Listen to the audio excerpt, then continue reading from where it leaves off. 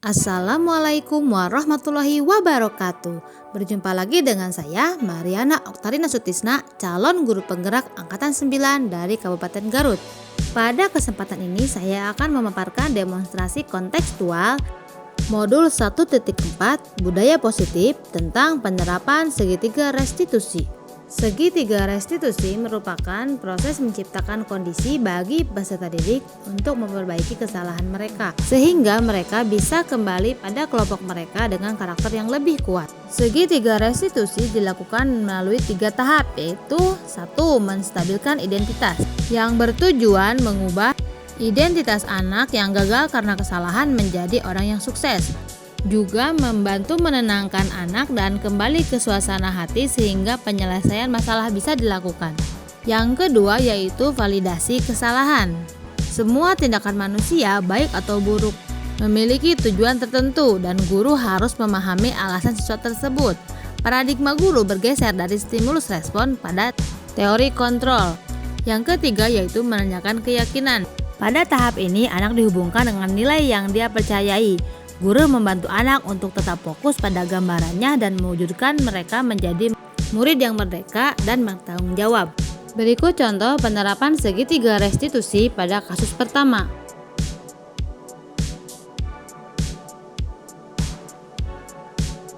Nasa, apa Nasa tahu kenapa Nasa dipanggil ke kantor? Enggak, Bu. Tadi Ibu dapat laporan, katanya Nasa berantem sama Rizka. Apa iya Nasa berantem? Iya, Bu. Kenapa Nasa berantem? Coba ceritakan. Karena tadi Rizka suka nyontek ke Nasa, jadi Nasa marahin sama maki-maki Rizka. Begitu. Menurut Nasa yang Nasa lakukan itu baik tidak ya? Tidak, Bu. Tapi di sini Ibu tidak akan fokuskan ke kesalahan Nasa. Karena yang namanya manusia itu pasti berbuat kesalahan ya. Kalau Ibu di posisi Nasa, mungkin Ibu juga akan marah karena Ibu tidak rela kan pekerjaan Nasa dicontek sama orang lain. Begitu? Iya, Bu. Nah, tapi menurut Nasa, apakah yang Nasa lakukan sudah baik atau tidak? Tidak. Menurut Nasa, apakah Nasa berhak berbuat seperti itu pada Rizka? Iya, Bu. Coba, tadi Nasa berbuat seperti itu, pasti kan Nasa punya alasan. Menurut Nasa, apa alasan Nasa sampai Nasa merasa perlu berbuat seperti itu? Karena Rizkanya suka nyontek. Jadi menurut Nasa, kalau mencontek itu perbuatan yang baik atau tidak? Tidak. Nah, kalau Nasa maki-maki Rizka, itu perbuatan baik atau tidak? Tidak. Ibu mengapresiasi Nasa sudah bisa menahan diri hanya memarahi saja dan memaki saja. Padahal Nasa bisa berbuat lebih buruk ya, tapi Nasa tidak lakukan itu kan? Iya. Kira-kira Nasa bisa berbuat lebih baik lagi tidak dari itu? Coba, kira-kira Nasa bisa berbuat apa? Nasa mau menahan diri, mau sabar. Kalau Rizka lagi ngerjain sesuatu gak bisa, Nasa tolongin. Menurut Nasa, apakah yang Nasa lakukan itu sudah sesuai dengan keyakinan kelas? Tidak. Coba, keyakinan apa yang sudah Nasa langgar dari perbuatan Nasa tadi? Menghormati orang lain. Nah, apakah Nasa mau memperbaiki kesalahan Nasa tadi? Nasa mau berbuat apa? Menghormati orang lain dan tidak memaki-maki orang lain. Jadi Nasa akan melakukan apa Nasa? Mau menahan diri dan kalau Rizka butuh sesuatu, Nasa tolongin. Ya, bagus ya Nasa. Ibu berharap Nasa bisa memperbaiki kesalahan Nasa dan tidak mengulanginya lagi dan bisa berteman dengan baik ya. Iya, Bu. Ya, silakan Nasa boleh kembali ke kelas. Terima kasih, Bu. Assalamualaikum warahmatullahi wabarakatuh. Terima kasih, Bu. Saya senang diajak berdiskusi oleh Ibu. Saya akan berusaha untuk memperbaiki kesalahan dan bersikap lebih sabar lagi dalam menghadapi masalah. Terima kasih, Bu. Wassalamualaikum warahmatullahi wabarakatuh. Berikut skenario penerapan segitiga restitusi pada kasus kedua. Kesa tahu kenapa Kesa dipanggil ke sini? Tidak. Tadi Kesa makan di kelas. Kenapa tadi Kesa makan di kelas? Karena kesiangan dan tidak sempat sarapan.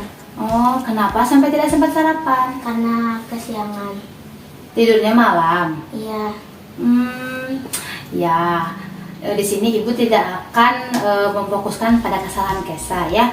Karena yang namanya kesalahan itu manusiawi, semua orang juga pasti pernah melakukan kesalahan.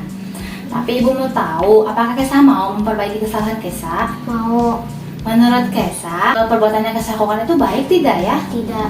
Kenapa tidak baik? Karena mengganggu konsentrasi teman. Oh begitu.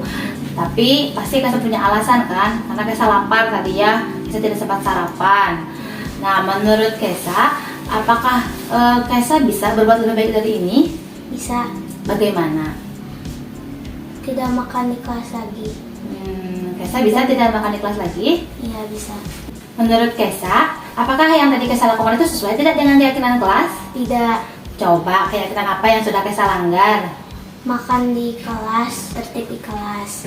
Nah, apakah Kesa mau memperbaiki kesalahan Kesa? Mau. Kira-kira Kesa mau melakukan apa?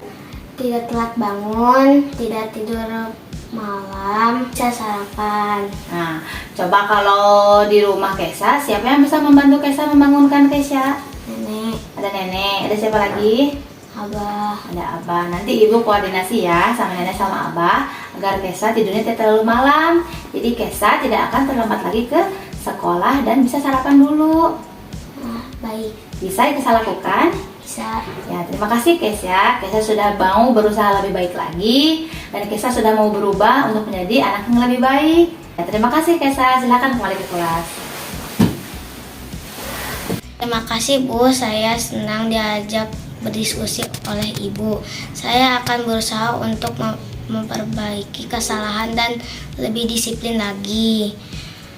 Terima kasih Bu. Assalamualaikum warahmatullahi wabarakatuh.